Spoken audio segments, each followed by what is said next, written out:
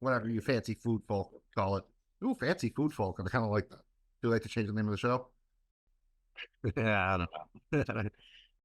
Prepare to die!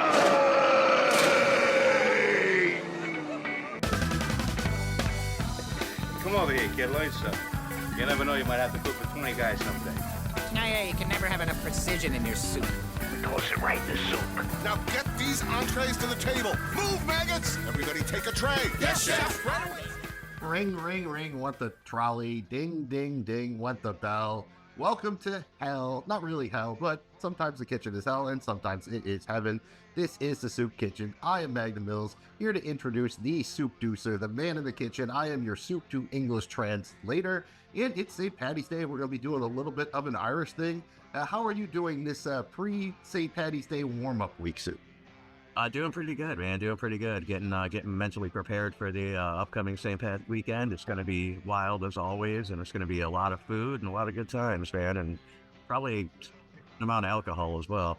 Yeah, I was gonna say, doesn't it feel like there should be 7 days of St. Patrick's Day the way you have the build up to Christmas or whatever? I feel it should be a whole week leading up to it. Yeah, maybe, I mean, it kind of depends on where it falls. With Christmas, it always falls on a Sunday. With St. Pat's, sometimes it falls on like a Tuesday or a Wednesday or a weekday where it isn't really, but this year it happens to be on a Sunday. So the weekend is going to be pretty intense, more so than a midweek drop, I think. I feel it should at least be a two-parter, a 2-day festival. So you have the beer day and then the whiskey day. Yeah. You know what I'm saying? Like mixing those two together in one day is a little overpowering sometimes. It's like too many ingredients, right? Too many cooks in the kitchen. And, sometimes that stuff does not mix no matter how hard you try with a shepherd's pie. It's a recipe for a headache, that's for sure. Yeah, it's a recipe you lose track of about halfway through. You blame it on the handwriting, but it's really because you're seeing a little bit of dough. Yeah. Soup, what do you got for us, man? What are you cooking up in the kitchen for St. Patty's Day? I'm assuming it's something of the Irish fare a little bit. Regale us with something cool.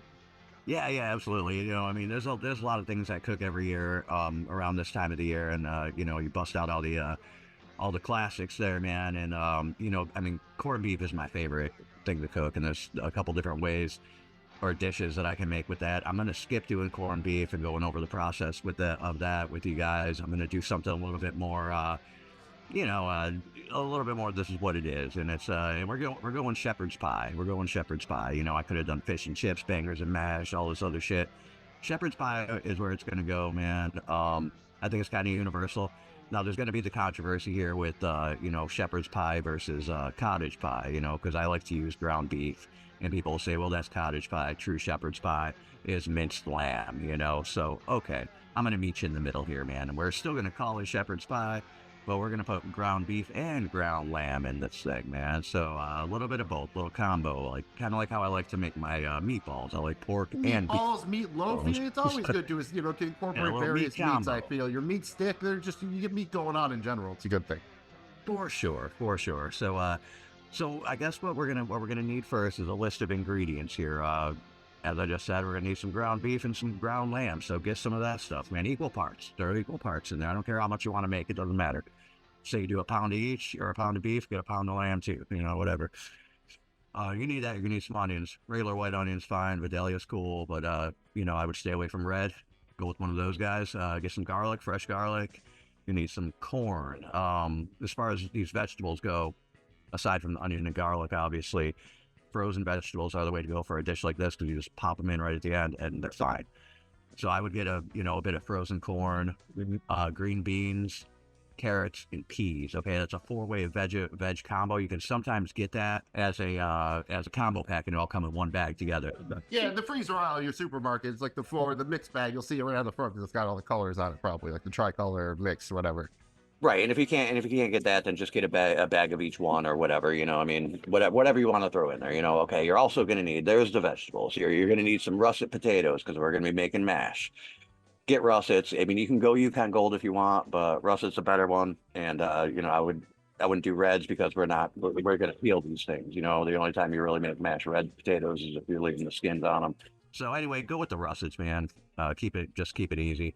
You're gonna need some butter, you're gonna need some milk, you're gonna need salt, pepper, white pepper. Not a whole lot of spices involved here. We do have a couple herbs. You're gonna want some fresh parsley. You're you're gonna want thyme and rosemary. The parsley, definitely use fresh. The thyme and rosemary, it doesn't really matter.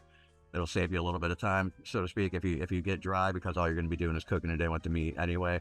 If you're using fresh, that's fine. It's gonna be a little bit more potent. So just be careful with the measurements if you do it that way. You know, just go to taste on that one. And we're going to need some shredded cheese. I go cheddar. Shredded cheddar is the way to go. Get some good Irish cheddar, man. Last thing we're going to need is some demi-glace. Some people like to use gravy. I like to use a sick demi. Now, if you don't want to make demi from scratch, which I'm not going to go over here because that would be a whole other thing, then just get some good veal demi stock or base and make it, you know, how it says on the thing, and that'll be just fine. Those come in either like a base paste or sometimes as a powder form, and just mix it up like you would gravy or something like that, and it works fine for this. So that would be my recommendation. All right, now you got all your ingredients, what you need. From this point, get all the equipment you need. Basically, you're gonna need 2 pots. You're gonna need, you know, a knife, cutting board, basic shit. Start by prepping all your stuff, man. Get all your onions diced up and shit, you know, get your garlic minced, you know, your parsley minced up and all that, man. Not a whole lot of prep work here to deal with. It's pretty simple. Then you know you have all that shit ready to go. So the first thing you're gonna do is make mashed potatoes.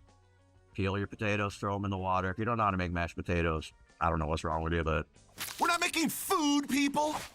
We're creating cuisine. Food is what a dog eats or a tourist. real simple. Peel the potatoes, put them in the water, throw some fresh garlic in there. You don't have to chop the fresh garlic, throw the whole cloves in there, however much you like. You know, I mean, if you're doing like, I usually go 1 or 2, or like 1 per potato. So if you got 10 potatoes in there, do like, you know, 10 to 12, depending on how much you like garlic in there. It's going to be boiled, so it's not going to be as strong, but what happens is when you cook it in with the potatoes like that the entire time, it pretty much turns into the same consistency of the potato, so you can just mash it right in with it, and it's already in there. It's awesome. All right, so basically put that shit in there with the water, salt, and boil it until they're done, man. When they're done and soft enough, then take them out of there. Strain them into a strainer, pour them back into your pot. When they're dry, start mashing them. Pour your milk in there, pour your butter in there, put the melted butter in there. And sometimes, or you can take another pot and you can melt the butter and the milk together if you want. Pour that in like that. You can even put your white pepper in that if you want. You know, have your mix and just dump it right in. Whichever way you want to do it, just get all that shit in there. Mash it up. Add your salt to taste. Boom, your mashers are done. Make sure they're nice, and you don't want them lumpy because you're going to be spreading this shit on top. So you almost want it like a, I don't want to say like a frosting, but you want it to look like that, you know. So have them nice and creamy. That kind of texture, that kind of consistency. All right, so your mashed potatoes are ready to go. They're good. Keep them over there until the rest of the shit's ready, man. Set them aside, forget about them. If you're doing this right away, don't refrigerate them anyway, because leftover mash sucks. You can keep them warm on a steam table or on a fucking, you know, on the stove, whatever you want to do. Or just leave them room temperature. It doesn't matter because we're going to be popping this shit into the oven anyway at the end. So just make sure you can spread your mash. So now you have your mash ready, man. Your mash is ready to go. Set that shit aside until it's time. All right. Forget about the mash. We're going to start browning the meats and making the demi. We're going to start browning the meats and making the demi. So you got 1 pot for the meats. Throw them in there, put them on medium high, let them brown up, mix them together, the pork or the beef and the lamb. Throw it in and brown it up. Boom. While that's cooking, start your demi, dude. All right. Usually these things take a certain amount of water, whatever measurement it says, and then mix in either your base or your powder or whatever form it comes in, and get that ready to go. Just keep it warm. It's right there. That's easy. All you have to do is stir it up like gravy kind of, but it turns out great if you're using the legit shit like the veal stock demi like I recommended. Go for that. Anyway, so now that's ready. Your meat's browned. What you do is you take your meat off the heat and you strain it, man. Strain it like you did the potatoes, except you're going to strain it for a bit longer. You can even press on it. You want to squeeze all that grease and shit out of there, man. You don't want that stuff. You want as little of that as possible into your mixture at the end, because you don't want greasy shepherd's pie, man. It'll be loose, it'll be runny, it'll be nasty. So stay away from that. Anyway, nice and drained. And then you set that shit aside for a minute. The same pot that you cooked your meat in, heat that back up a little bit, medium high, whatever, and throw in your diced onion. Cook them till they're about translucent, 5-7 minutes or so, nice and soft, man. You can start getting the aromatics and everything there. Now throw in a nice whack of garlic, man. Fistful, however much you want, man. It's all up to you. It doesn't matter. Just throw your garlic in. At this point, minced garlic fresh. Stir it around, man. Cook that for, you know, minute. Probably not even 2. Don't burn it. Don't let it go too far. Don't mess up the whole dish. All right, now, Take your meat that's been drained, that you set aside, toss that back in there. Mix it up real good. Here's where you want to throw in your herbs, either dry thyme or fresh thyme, whichever one you got. Throw that in there. If you have rosemary, you can add that too. Don't need it, but it's a nice addition. To at least have the time though. Gotta have the time. More day to time. So throw those in there, throw your herbs in there, mix it up. Now throw your vegetables in there. Let the herbs cook into it a little bit. Now throw your vegetables in. You can throw them right in from frozen. Just open up the bags, throw them in there. If you didn't go frozen and you went fresh, you had then already blanched these things and they're ready to go. This is when you would throw them in also right here at the end or right towards the end. All right, so from frozen with the bag, it'll cook right in there. It'll be fine. They warm up pretty quick, and I know it seems weird, but it works. All right, now you take your demi-glace, dude, demi-glace that you made over there, and you pour that however much you want. You got to keep an eye on the consistency. You're not making soup, but you want it to be, thick like a, I don't know, I guess like a chili almost, but not as loose. A very, very locked up chili. So pour that in there. Keep stirring around till you get that desired texture or consistency, and that is it, man. So that mixture is done. That's your shepherd's pie mix. Now comes the assembly. The assembly is pretty cool. So whatever vessel you're using, if you're doing little individual crocks or bowls or whatever, if you're doing them with a whole fucking big ass sheet pan, either way you want to do it, you're gonna put this shit in the oven. So have your oven set to about 400 and preheated and ready to go. So again, whatever dish you're putting this in, you put your shepherd's pie mix down first, put it in there flat at the bottom, all right? And then you take your mashed potatoes and slap it right on top of that shit and spread it out even all across the top, like a frosting. And then after that, all you have to do is top it with a little bit of that shredded cheddar we were talking about, however much cheese you want, man. I like a good bit of cheese. Some people like just a sprinkle. Just find your amount of cheese, enough to cover, like a pizza almost or whatever. So get that in there and all right, get that all set up. That's all you need. Boom, boom, boom, your 3 layers. Throw it in the oven, man. Let it go until it's bubbly and a little bit browning on top. Cheese is melted. Pull that shit out, man. If it's all in one big tray, then you can cut portions out of it. If it's all in individuals, which I prefer, then there it is, ready to serve, man. That's where you take your fresh parsley you have chopped up and sprinkle that on top, and that's your shepherd's pie, man.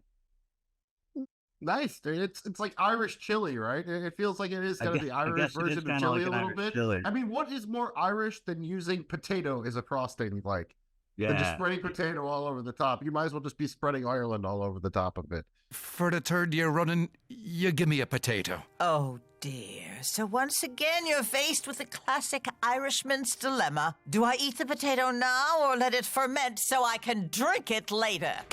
The only thing it doesn't have that screams this is an Irish dish is not green, really. Although you do have the greens in there, but you just don't see them until you're really cracking into it. But it does even have some greens in there. The whole Irish flag might even be in the shepherd's pie. I mean, it's funny because I was like, I wonder why it's named shepherd's pie. It's because it has lamb in it, right? That answered itselp. So yeah. Now I guess you could food color the potatoes and make them green, but you're covering it with cheese anyway. So you got the parsley on top. That's green, Yeah, there you go. Yeah, it's parsley. It's very Irish. And again, this sounds maybe a little bit overwhelming, but if you really want to do like a real proper St. Patty's Day, you're going to impress somebody by doing this. It's not a lot of out of the world ingredients. It's not as bad as you think it is. It's just you got to do the steps. You follow the directions. It'll get you there, and people will be very impressed. If you really want to do it up big on St. Patty's Day, this is way more impressive than just being like, oh yeah, I got a potato. People aren't really that. Yeah, if they wait a couple of years, it'll turn into vodka or something eventually. But most people aren't that patient. Yeah, shepherd's pie is usually a good crowd pleaser, man. There's nothing in there that people are afraid of. I mean, if it is a true shepherd's pie, there might be some people that don't like lamb. I think that would be the only thing. As far as everything else, is pretty universal ingredients. It works both ways too. If you want to do the big portion and people can help themselves a little bit, that works. Or you have the little individual joints, which might even be better if you have people standing up or something like that. So something to think about maybe when you're figuring out how to portion it. Absolutely. But yeah, always a winner, man. And as far as St. Patrick's Day cuisine and foods, man, it's a good one, and it's easy. Something you can put together at the house. You don't need a whole lot of shit for it, and it doesn't even really take that long. You probably whip the whole thing up in like an hour. Yeah, you can eat a lot of it again, pre-mixed stuff like that. I mean, it's like mashed potatoes are more of a pain than they are difficult to make. It's, you're gonna have to do some dishes after. I guess it's probably going to be one of the main things. Is There's going to be a few dishes, yeah. There's going to be some dishes, so the kitchen might be a little mess. But honestly, after you make a good meal, the kitchen's always a mess, right? I mean, there's not many really good things you can make that only use like one pot. I'm sure it's out there, your crock pot meal to the world or what have you. But don't be afraid to make a little mess. And, that's how you're having fun. Absolutely. And yeah, man. And happy St. Patrick's Day, everybody. Enjoy the shepherd's pie, man. Let me know if you made it, dude. And if you have a different way you make it, tell me about it, man. What's up, bro? Yeah, this seems like one where there could be everyone but their own little twist on it. There's so many different vegetables and herbs and meat mixes. Yeah, you could always switch. A lot of ways you can go with it, really. It still falls under the umbrella of what you would, I guess, call shepherd's pie. So. For sure. All right, man. I think that does it. I'm Magnum Mills. That's the Soupdeucer. This has been the Soup Kitchen, and we got to go because the order's up. Peace.